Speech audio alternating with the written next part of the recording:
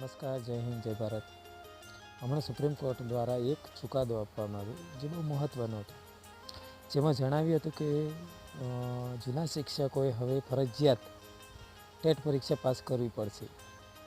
જો તેઓ પાસ નહીં કરે તો રાજીનામું આપે અથવા નિવૃત્તિ લે. તો હવે એ જ થયું કે કેટલાકની ઉંમર 10 વર્ષ 12 વર્ષ બાકી હશે નોકરી પૂરી કરવામાં, તો શું એમને ટેટ પરીક્ષા પાસ કરવી પડશે? શું આ નિર્ણય યોગ્ય છે?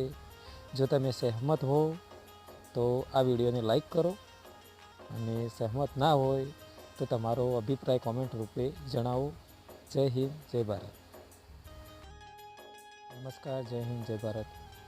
હમણાં સુપ્રીમ કોર્ટ દ્વારા એક ચુકાદો આપવામાં આવ્યો જે બહુ મહત્ત્વનો હતો, જેમાં જણાવ્યું હતું કે જૂના શિક્ષકોએ હવે ફરજિયાત ટેટ પરીક્ષા પાસ કરવી પડશે. જો તેઓ